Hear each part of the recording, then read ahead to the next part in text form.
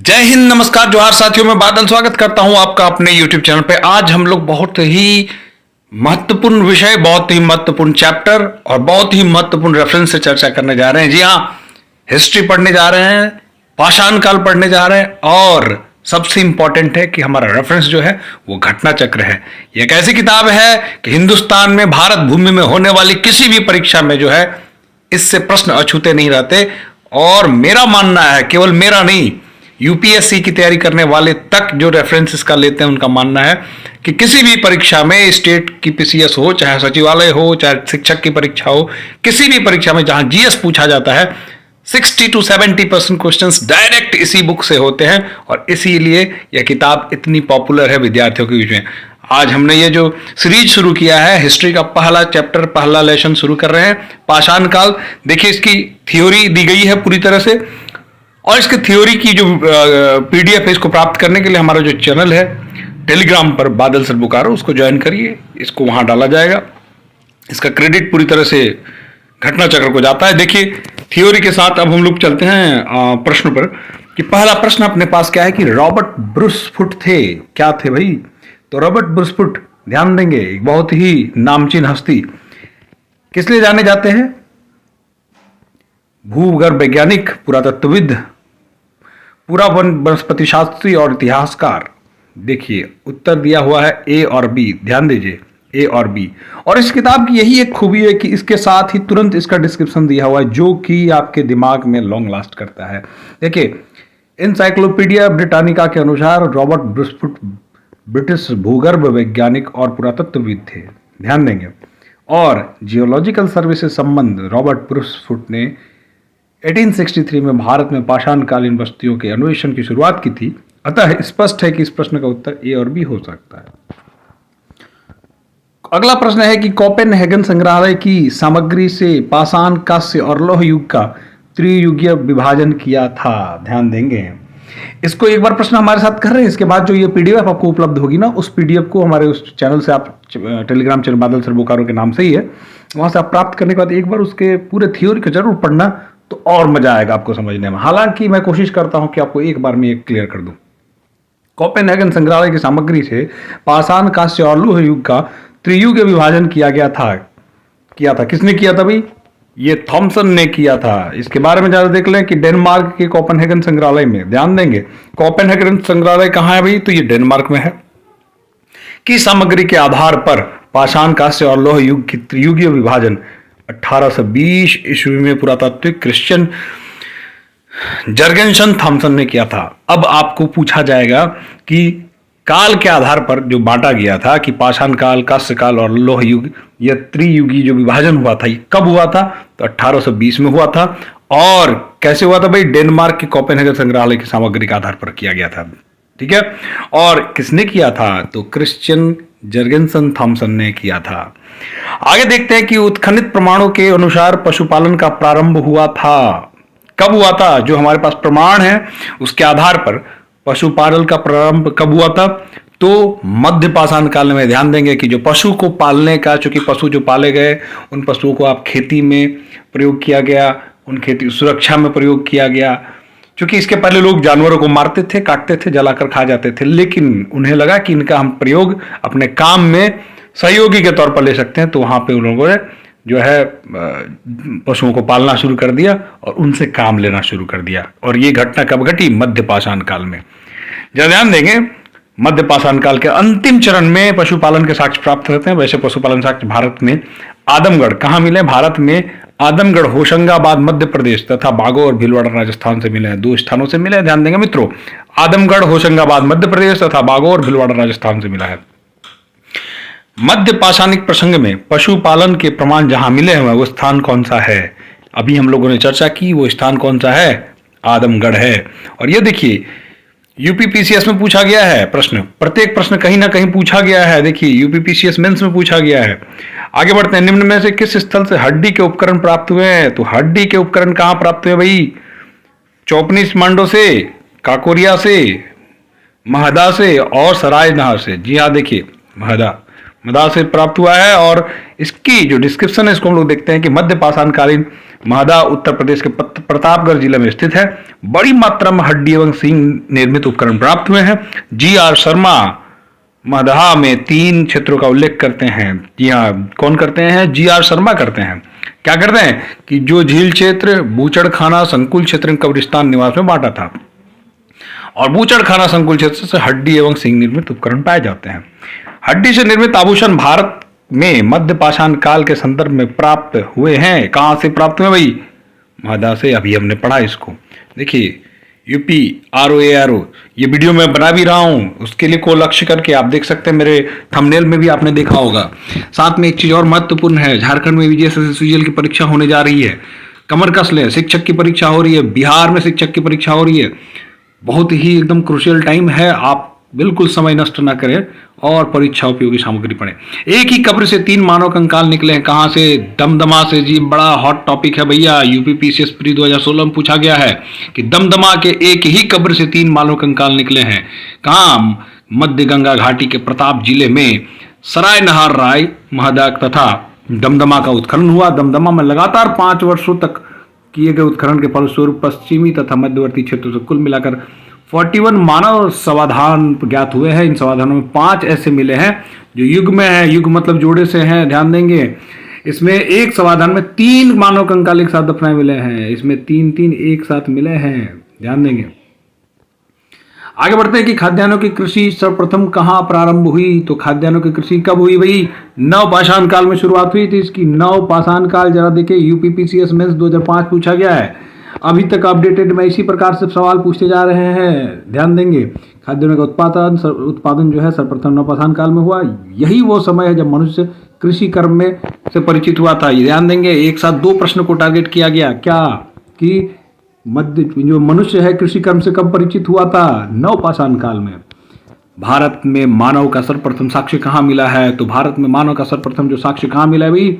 नर्मदा घाटी में, ध्यान देंगे। मां नर्मदे के तट पर मिला है। भारत में मानव का सर्वप्रथम साक्ष्य मध्य प्रदेश के पश्चिमी नर्मदा क्षेत्र में मिला है। इसकी खोज 1982 में की गई थी। ध्यान दें, नर्मदा क्षेत्र है, नर्मदेश्वर महादेव के नाम से जाने जाते हैं। पूरे नर्मदा के बारे में कहा जाता है यहाँ पे हर कंकर संकर होता है। भारतवर्ष में जितने भी शिवलिंग जो है वो स्वतः घूम घूम के नर्मदा के जल में शिवलिंग का आकार प्राप्त करते हैं और वो पूजनीय है। पूरे भारतवर्ष में सबसे अधिक शिवलिंग अगर कहीं से लाए जाते हैं तो ये नर्मदेश्वर क्षेत्र से, नर्मदा नदी के कोख से उत्पन्न होते हैं, ध्यान देंगे। और मध्य प्रदेश के पश्चिमी नर्मदा क्षेत्र में, ध्यान देंगे, इसकी खोज 1982 में की गई थी। मानव द्वारा सर्वप्रथम प्रयुक्त अनाज था, कौन सा भाई था? ये जौ था। जौ मानव द्वारा प्रयुक्त सबसे पहला अनाज था। UPPCS प्री 1997, ध्यान देंगे। आधुनिक मानव समाज द्वारा मुख्य रूप से 8 खाद्य अनाजों का उपयोग किया गया है। जौ, गेहूं, चावल, मक्का, बाजरा, सोरग, राई एवं जई अनाजों के पौधे विभिन्न क्षेत्र में जंगली घास के रूप में विद्यमान थे, जिन्हें बीजों के रूप में मानव ने उगाया। अलग अलग क्षेत्र में अलग अलग समय पर वैश्विक दृष्टि से देखा जाए तो सर्वप्रथम जौ, बार्ली जिसको आप कहते हैं, 8000 ईस्वी पूर्व निकट ईस्ट भूमध्य सागर, ईरान, मध्य स्थित पश्चिमी एशिया के देश मानव द्वारा उगाया गया था। बाद में लगभग इन्हीं क्षेत्रों में 8000 पूर्व के आसपास गेहूं का मानव उगाने का पाया गया था। आगे देखते हैं, भारतीय उपमहाद्वीप में कृषि के प्राचीनतम साक्ष्य प्राप्त हुए हैं। कहां से भैया प्राप्त हुए हैं? लहुरा देव से प्राप्त हुए हैं। ध्यान देंगे, 2 परीक्षा में पूछा गया है, यूपी लोअर सब में और यूपी लोअर सब में। तो 4 और 8 दो बार ये पूछा। भारत उपमहाद्वीप में, देखिए जो लोग कहते हैं कि प्रश्न रिपीट नहीं होता, जरा देखिए सेम परीक्षा में प्रश्न रिपीट हुआ है, उसी प्रकार ध्यान देंगे, ध्यान से देके पढ़ेंगे तो बिल्कुल वही पढ़िए जो आपके परीक्षा में आता है मित्रों, हूबहू डायरेक्ट हिट करेंगे आप जाके।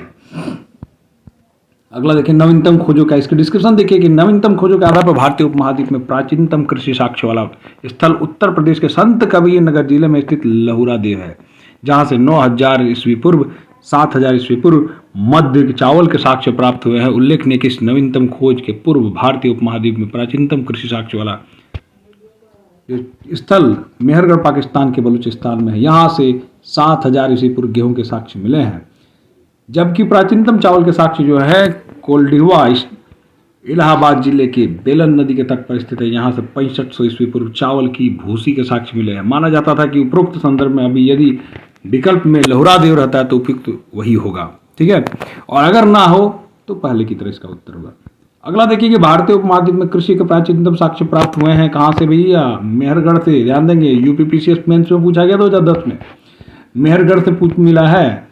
भारतीय उपमहाद्वीप में कृषि के प्राचीनतम साक्ष्य कहाँ से हुए हैं? मेहरगढ़ से। ध्यान देंगे, फिर से देखेंगे मित्रों, मेहरगढ़। नवपाषाण युग में भारतीय महाद्वीप के उत्तर पश्चिम क्षेत्र में निम्न में से किस स्थान पर कृषि के अभ्युदय के प्रारंभिक प्रमाण प्राप्त हुए हैं? तो मेहरगढ़ है। ये प्रश्न बार बार रिपीट हो रहा है, देखिए भाषा बदल रही है। छत्तीसगढ़ पीसीएस में पूछा गया है। कोई ऐसा परीक्षा नहीं है जहां पे आप इस अछूता पा सकते हैं। आप किसी भी परीक्षा में एक चीज देख सकते हैं कि आपको उस परीक्षा में हो ही नहीं सकता कि प्रश्न आपके घटना चक्र से ना हो, और एक आध नहीं 60 to 70% क्वेश्चंस डायरेक्ट लैंग्वेज से होते हैं। ध्यान देंगे, हुबहू उसी भाषा में। भारत में पशुपालन एवं कृषि के प्राचीनतम साक्ष्य प्राप्त हुए हैं कहां से? मेहरगढ़ से। आगे बढ़ेंगे हम लोग।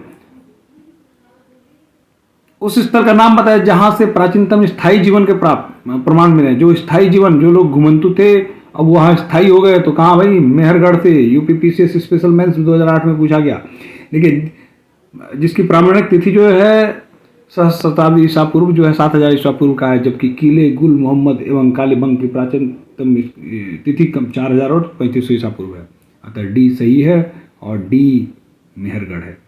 निम्न में से किस स्थान पर मध्य पाषाण काल के पशुपालन के प्रमाण मिले हैं? जरा देखेंगे, बागौर में मिले हैं मित्रों। बागौर ध्यान देंगे, मध्य पाषाण काल बागौर में मिला है। मध्य पाषाण काल से पशुपालन के साक्ष्य प्राप्त होने लगते हैं।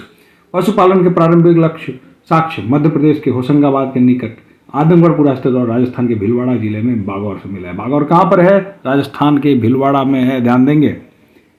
निम्न में से किसको चालकोलिथिक युग भी कहा जाता है? चालकोलिथिक युग, बीपीएससी प्री 2000। ध्यान देंगे, कहाँ भैया? ताम्रपाषाण युग। और ये 2004 और 2008 देख के आप डरेंगे नहीं, प्रश्न वही है, इतिहास बदलता नहीं है। ध्यान देंगे मित्रों, ऐसे ही सवाल आज भी रिपीट होते आ रहे हैं। ताम्रपाषाण युग को ध्यान देंगे, किसको बोला जाता है? ताम्रपाषाण युग को चालकोलिथिक युग कहा जाता है। निम्न में से किस एक पुरास्थल से पाषाण संस्कृति से लेकर हड़प्पा सभ्यता तक की संस्कृति का अवशेष प्राप्त हुए हैं? तो यह मेहरगढ़ में हुआ है। मेहरगढ़। ध्यान देंगे, बलूचिस्तान पाकिस्तान में एक स्थित पुरास्थल मेहरगढ़ से पाषाण संस्कृति से लेकर हड़प्पा सभ्यता तक के सांस्कृतिक अवशेष प्राप्त हुए हैं। नवदा टोली का उत्खनन किसने किया था? तो इसका HD सांकलिया ने किया था। नवदा टोली का उत्खनन ध्यान देंगे, देखिए लोअर यूपी स्पेशल प्री में नवदा टोली मध्य प्रदेश का उत्खनन दक्कन कॉलेज पूना के प्रोफेसर। ध्यान देंगे, दक्कन कॉलेज पूना के प्रोफेसर कौन है? HD सांकलिया ने कराया था। यह स्थल इस महाद्वीप का सबसे विस्तृत उत्खननीय ताम्रपाषाणी ग्राम स्थल है, जिसकी तिथि ईसा पूर्व 1600 से 1300 के बीच निर्धारित की गई है। आगे बढ़ते हैं कि नवदा। देखिए, बृहद पाषाण स्मारकों की पहचान की गई है कैसे भैया? मृतकों को दफना के स्थान के रूप में। बृहद पाषाण स्मारकों की पहचान कैसे? मृतकों को दफनाने के स्थान के रूप में की गई है। ध्यान देंगे। और नवपाषाणिक युग इन दक्षिण भारत में शवों को विभिन्न प्रकार की समाधियों में दफनाने की परंपरा रही है। इस समाधियों को जो विशाल पाषाण खंडों से निर्मित है, बृहद पाषाण या मेगालिथ के नाम से जाना जाता है। जैसे शिष्ट समाधि, pit circle, cairn circle, dolmen, umbrella stone और ये कंदराए मेहर, ये बृहद पाषाण स्मारक की समाधियां हैं। राख का टीला क्या है भैया? राख का टीला संगनकल्लू। ध्यान देंगे, यूपीपीसीएस मेंस कर्नाटक में मैसूर के पास, माफ कीजिएगा, मैसूर के पास वेल्लारी जनपद में स्थित संगनकल्लू नामक नवपाषाण कालीन पुरातत्व से राख के टीले प्राप्त हुए हैं। राख के टीले कहाँ मिले? कर्नाटक के मैसूर के पास वेल्लारी जनपद में। भीमबेटका किसके लिए प्रसिद्ध है? देख लो मित्रों, गुफाओं के शैल चित्र। भीमबेटका किसके लिए? गुफाओं के शैल चित्र। ध्यान देंगे। ए मध्य प्रदेश के रायसेन जिले में भीमबेटका कहाँ है? सबसे पहले ऐसे भी प्रश्न आपको पूछ सकता है कि भीमबेटका कहाँ है भैया? तो मध्य प्रदेश के रायसेन जिले में स्थित भीमबेटका प्राग ऐतिहासिक शैली चित्रकला का श्रेष्ठ उदाहरण है। इन गुफाओं के जीवन में विविध रंगों को पेंटिंग के रूप में उकेरा गया है, जिनमें हाथी, सांभर, हिरण आदि के चित्र हैं। अब तक लगभग 7000 शरण स्थलियों की पहचान की जा चुकी है, जिसमें 243 भीमबेटका समूह था, 178 लाख जुआर समूह। ध्यान देंगे। निम्न में से कौन सा स्थल प्रागैतिहासिक चित्रकला के लिए प्रसिद्ध है? तो भीमबेटका की गुफाएं कहाँ हैं भैया? अब इसको बताने की जरूरत नहीं है, ठीक है। रायसेन मध्य प्रदेश अब्दुल्लागंज। भारत में किस शिलाश्रय से सर्वाधिक चित्र प्राप्त हुए हैं भाई? तो भीमबेटका। ध्यान देंगे, कौन सा? भीमबेटका। मध्य प्रदेश के पाषाणकालीन स्थल भीमबेटका से चित्रकारी के 500 शिला युक्त प्राप्त हुए। 500 शिलाओं में चित्रकारी मिली है। देखिए, गैरिक मृदभांड पात्र OCP का नामकरण हुआ था किस पर? हस्तिनापुर में। UPPCS मैथ्स देखिए, गंगा यमुना दोआब की संस्कृति परंपरा संभवतः उस संस्कृति के साथ शुरू होती है जिसने अपने अत्यंत विशिष्ट मृदभांड के नमूने के कारण गेरुवर्णी गैरिक मृदभांड संस्कृति OCP कहा गया। इसके साक्ष्य हस्तिनापुर एवं अतरंजी खेड़ा से प्राप्त होते हैं। अगला प्रश्न देखिए कि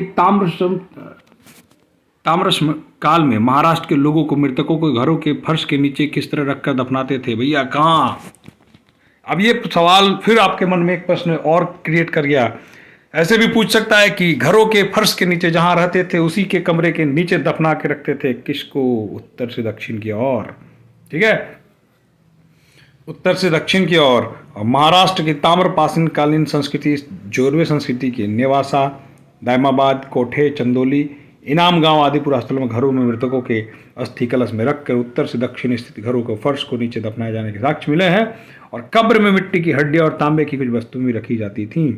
अगला प्रश्न देखेंगे, निम्न में से किस स्थल में मानव कंकाल के साथ कुत्ते का भी मिला है? भैया बुर्ज होम बड़ा पॉपुलर है। देखिए, यूपी लोअर सब में पूछा गया 2008 में कि जम्मू एवं कश्मीर में श्रीनगर में निकट उत्तर पश्चिम में स्थित बुर्ज होम से नवपाषाणिक अवस्था में मानव कंकाल के साथ कुत्ते का कंकाल भी सावधान से प्राप्त हुआ है। गर्तावास गड्ढों का घर भी यहीं की प्रमुख विशेषता है। गड्ढे गर्तावास कहाँ की है भैया बताओ? बुर्ज होम की।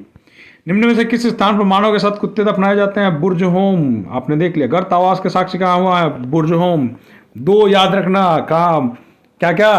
पहला याद रखना कि मानव के साथ कुत्ते दफनाए गए, और गर्तावास अंडरग्राउंड घर कहाँ? बुर्ज होम में मिला है।